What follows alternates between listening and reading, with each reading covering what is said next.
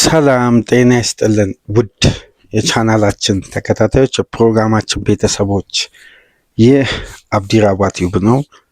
ፕሮግራማችንን ላይክ በማድረግ እንድትጀምሩ፣ ለዚህ ቻናል ቤተሰብ እንድትሆኑ ሰብስክራይብ እያደረጋችሁ ቻናላችንን እንድትቀላቀሉ፣ ይህንን ፕሮግራም ከሀገር ውጭ የምታደምጡ በሱፐር ስቲከር፣ በሱፐር ቻት፣ በሱፐር ታንክስ ድጋፍ እንድታደርጉ በአክብሮት እየጋበዝን ሶስተኛ ክፍል የዕለተ እሁድ በተለይ በሀገራችን በርካታ የእግር ኳስ ቤተሰቦች ማፍራት የቻሉ ሁለት ታላላቅ የፕሪሚየር ሊግ ቡድኖች ዛሬ ምሽት 1:30 ኤሚሬትስ ላይ ፍልሚያ ያደርጋሉ። አርሴናል ከማንቸስተር ዩናይትድ፣ ሚካኤል አርቴታ ከማይክል ካሪክ። አስደናቂ የጨዋታ አጋጣሚ። የቅዳሜ ዕለት ውጤት በፈጠረው ተጽዕኖ ይሄ ጨዋታ ተጠባቂነቱን ከፍ አድርጎታል። አንደኛው ጉዳይ የማንቸስተር ሲቲ ማሸነፍ የነጥብ ልዩነቱን ወደ 4 ማጥበብ፣ ሁለተኛው ጉዳይ የሊቨርፑል መሸነፍ የዩናይትድን የቶፕ 4 ጉዞ የበለጠ በራስ የመወሰን እድልን የከፈተ የዚህኛ ሳምንት የፕሪሚየር ሊግ ትዕይንት ነው። ስለዚህ ሁለቱም ክለቦች 3 ነጥብ ለማግኘት ነው ወደ ሜዳ የሚመጡት። አርቴታ በማንቸስተር ሲቲ መጠጋት በየጊዜው ባንገት ውስጥ እንዳይተነፍስ ጫና እንዳይፈጥር ሁኔታዎችን በራሱ የማቅለል ኃላፊነትን ይዞ ነው ወደ ሜዳ የሚገባው። ማንቸስተር ዩናይትድ የዘንድሮ እንዳደመጣችሁት ከዚህ በፊት 2-3 ፕሮግራም ላይ አንስተናል። በተለያዩ አጋጣሚዎችም ስናነሳ ነበር። ባለፈው ሳምንት ዴሎት የሚባል የመኒ ሊግ የክለቦችን አመታዊ ገቢ በተጣራ ሁኔታ ዝርዝር ጉዳዮችን ከፋይናንስ ከኢኮኖሚስቶች ጋር ተወያይቶ ያለውን ሪፖርት ለዓለም እግር ኳስ ቤተሰብ የሚያሳውቀው ካምፓኒ ባወጣው ሪፖርት መሰረት ማንቸስተር ዩናይትድ በታሪክ ለመጀመሪያ ጊዜ ከቶፕ 4 የገቢ ደረጃ ወርዶ 8ኛ ደረጃ ላይ ተቀምጧል። በሊጉ ደግሞ 4ኛ።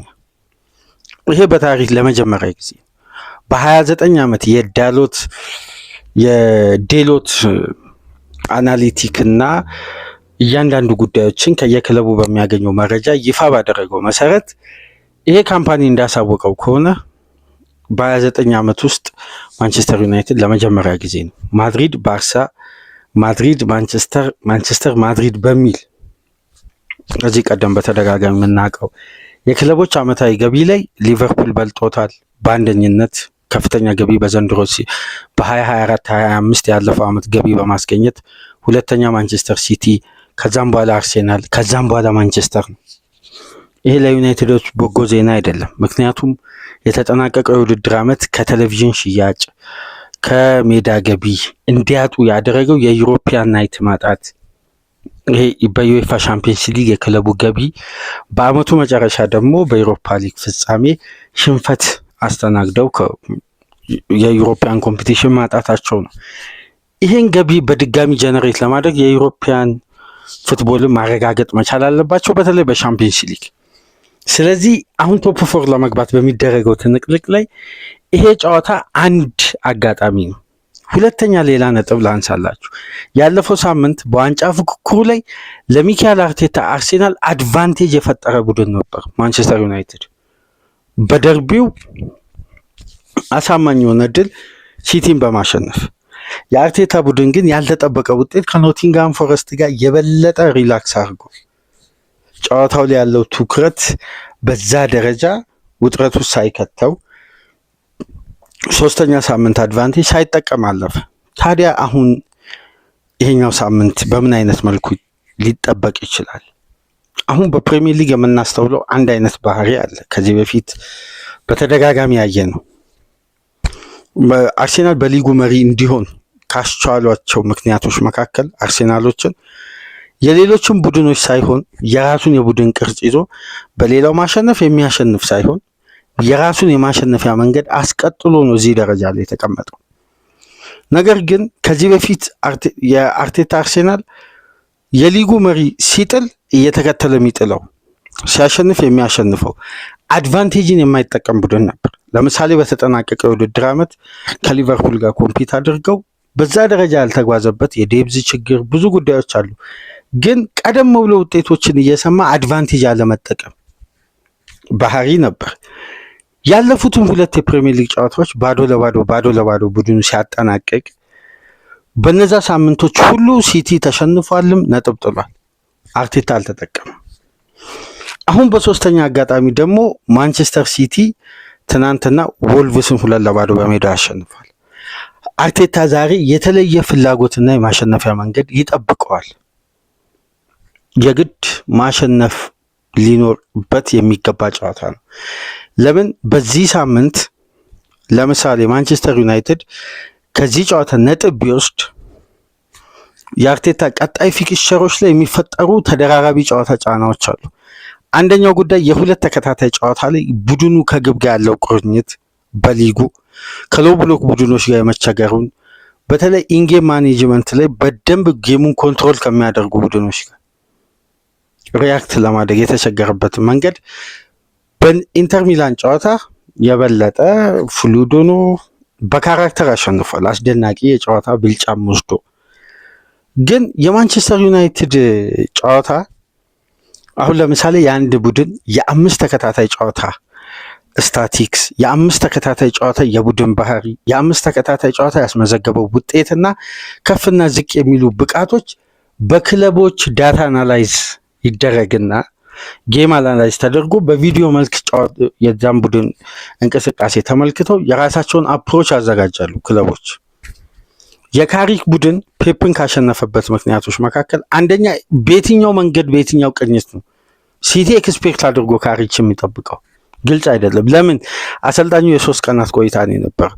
እዚህ ላይ ደግሞ ታክቲሻን መሆኑ የጋርዲዮላን ቡድን ከኮንትሮልም አልፎ ዶሚኔት ነው ያደረገው። በሙከራም በማጥቃቱም በመከላከልም የተዋጣለት ቡድን ነበር።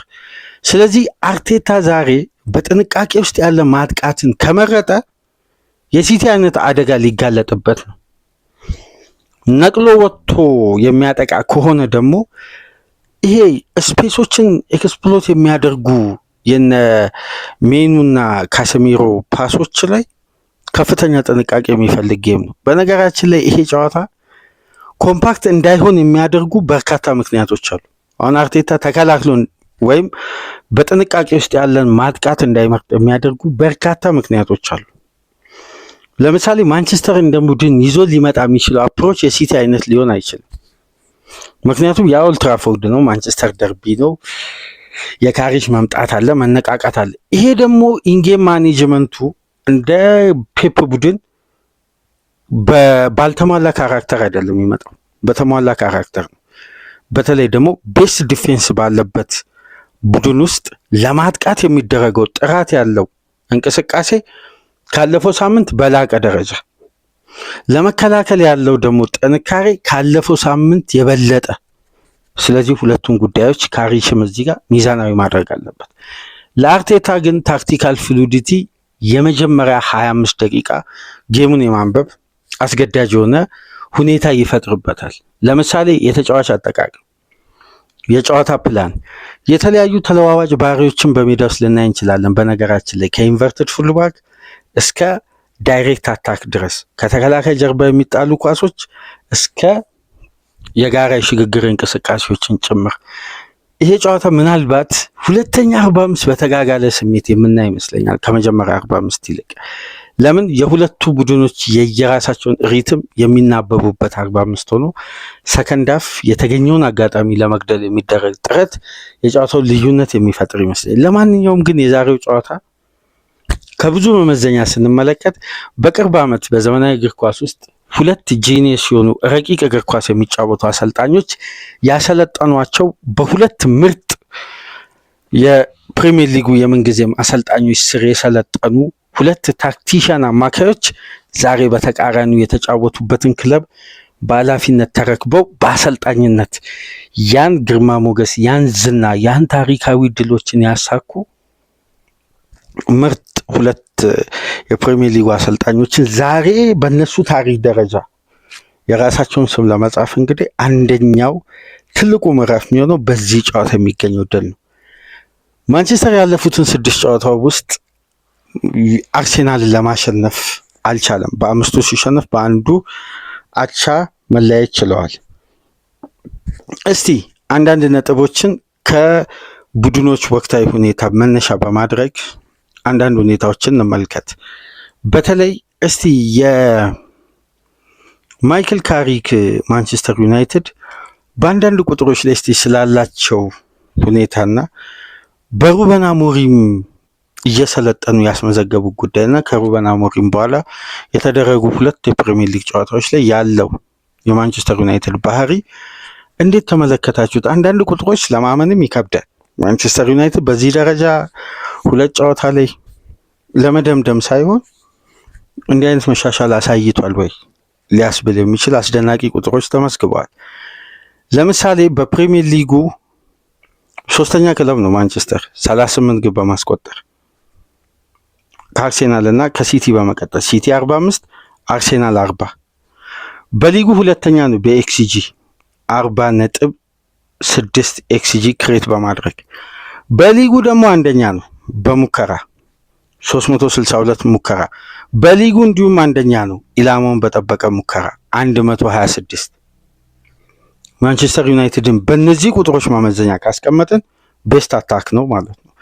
ምክንያቱም አርሴናል በአነስተኛ ሙከራ ውስጥ የተገኙ አጋጣሚዎችን የመግደል ኳሊቲ ይዟል።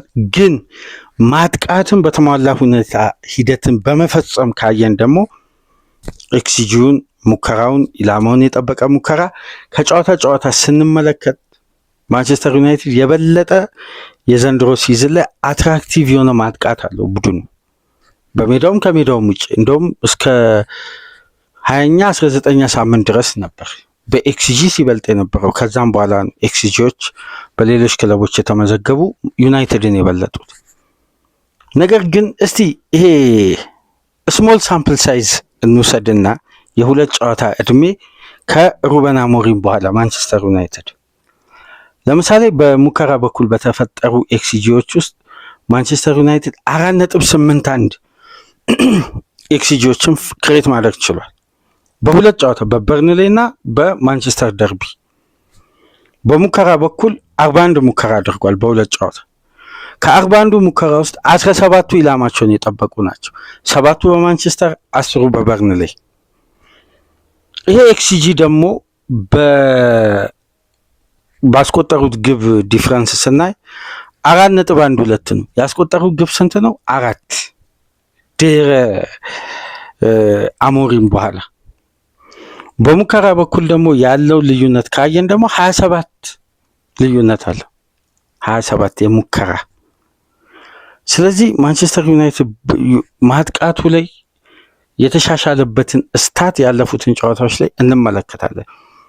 ይሄ ቡድን በ2 ተከታታይ ጨዋታ 2 ግብ ሲያስቆጠር በተለይ ደግሞ የበለጠ እንቅስቃሴው ውበት የነበረውም ማጥቃቱም በ3 ቀናት የስልጠና ቆይታ በአንድ ኤክስፕሎት የሚያደርጉ አስደናቂ የታክቲክ ባላንሶችን ስናይ ነበር። በአጭር ንክኪ በፍጥነት አደጋ መፍጠር የሚችል የፈጣን ትራንዚሽን ቡድን፣ በተለይ በአንድ ፖዚሽን ላይ በቴክኒክ አቅማቸው የግራኝ እግር ተጫዋች የሆኑ ተጫዋቾች በተጋጣሚ 3ኛ የሜዳ ክፍል የሚፈጥሩት ኦቨርሎድ ኢምቤሞም አማድም በዛ በኩል ዶርጉን። ይህን ጉዳይ ደግሞ ባላንስ የሚያደርገው ብሩኖ ፈርናንዴዝ አለ። ከሱ ጀርባ ያሉት ደግሞ ፓሲቭ ፓሰሮች ካሰሜሮና ሜኑ አሉ።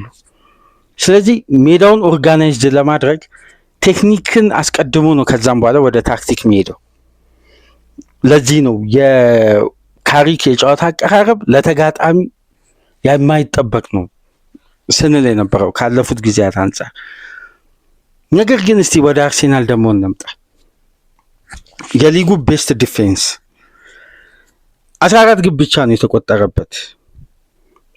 14 ግብ ሲያስተናግድ ደግሞ በዚህ ቡድን ውስጥ የሚስተዋል ተመሳሳይ ጥንካሬ አለ።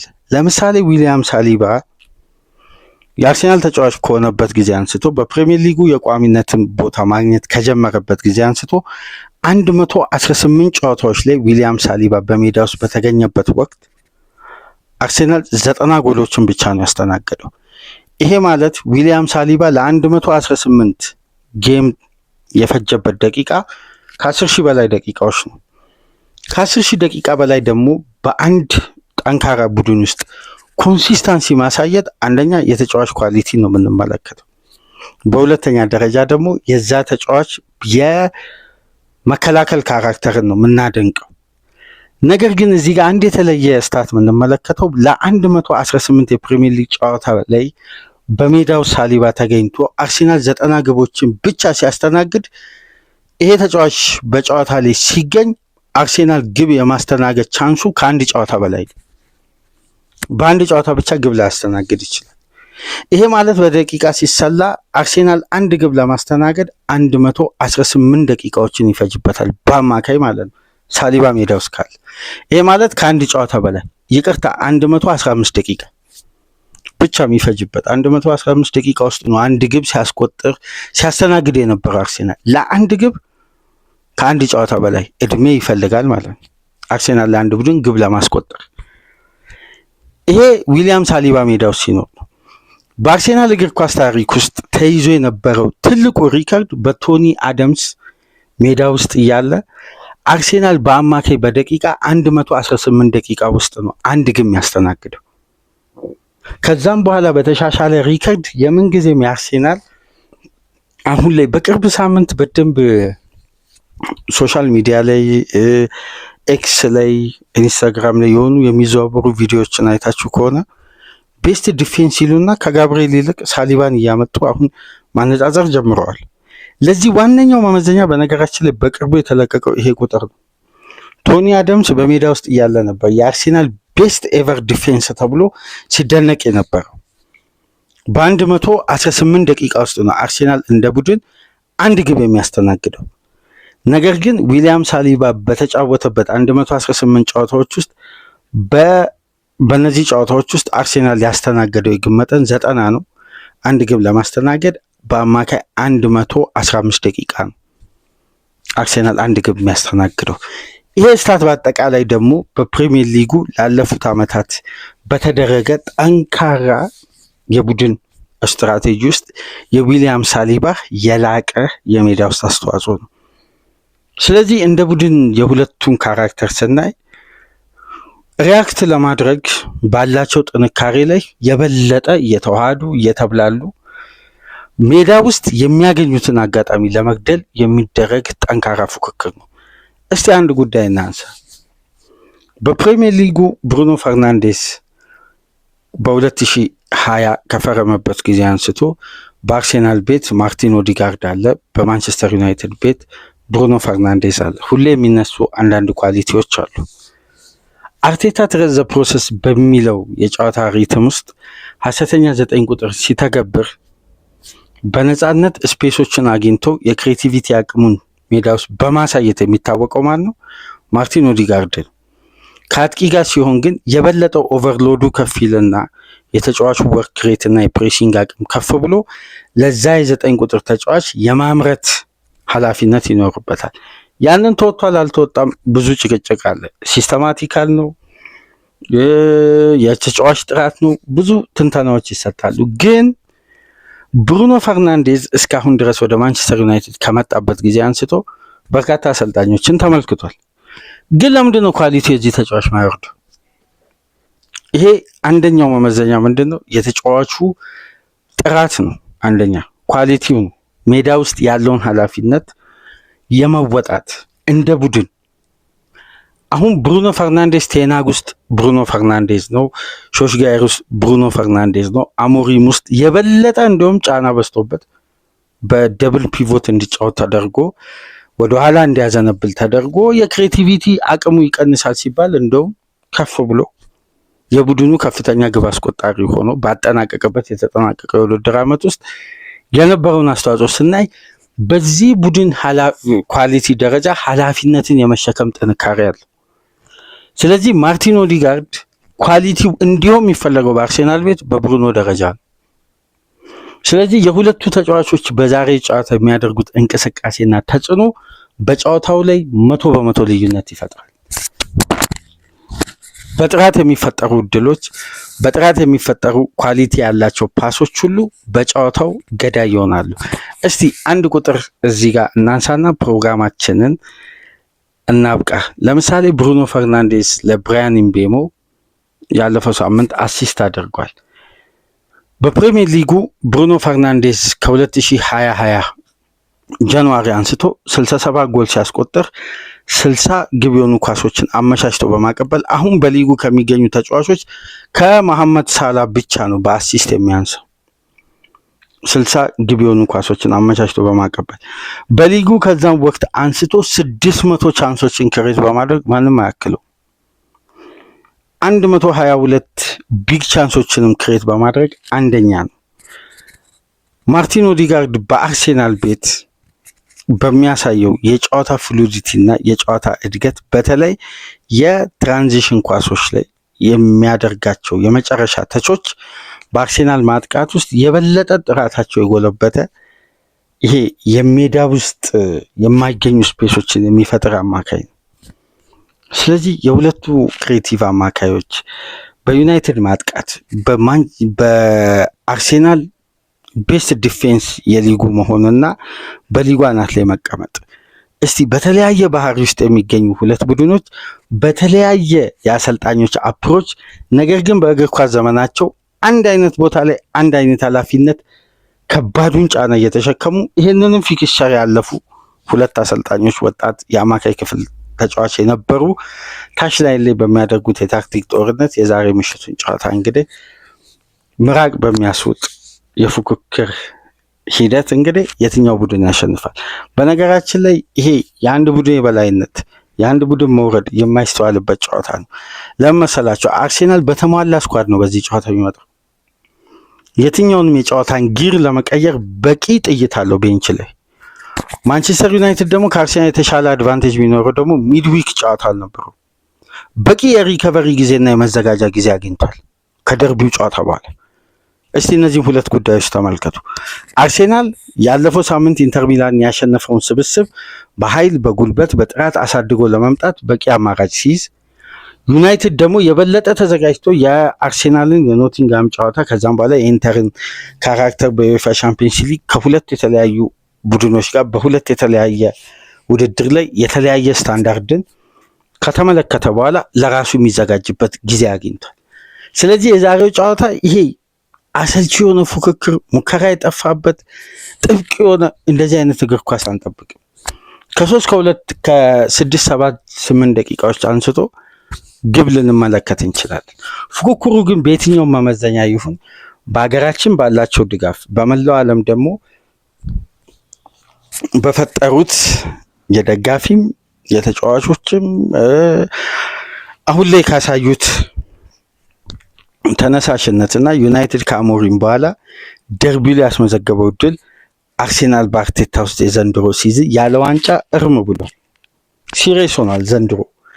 ስለዚህ ይሄ ጨዋታ ተጠባቂነቱ የበለጠ ከፍ ብሏል። እዛ ሊቨርፑል ተሸንፎ ሲቲ አሸንፎ ነው የሚመጣው። ለሁለቱም ቡድኖች የቅዳሜ ውጤት መሰረት ያደረገ ስለሆነ የዛሬውን ጨዋታ ለ3 ነጥብ የሚደረግ ጥረት ነው። እስቲ ከወደ ማንቸስተር 3 ነጥብ ይገኛል ወይስ ከወደ አርሴናል? ምሽት 1 ሰዓት ተኩል ኤሚሬትስ ላይ የምንመለከት ይሆናል። ላይክ፣ ሼር፣ ሰብስክራይብ ማድረጋችሁ እንዳትረሱ። ከሀገር ውጭ የምታደምጡ በሱፐር ስቲከር፣ በሱፐር ቻት፣ በሱፐር ታንክስ ድጋፍ አድርጉ። ከእናንተ ጋር በእንዲህ መልኩ ዕለታዊ ውድን ቆይታ አደረግን። ሰላም ቆዩ።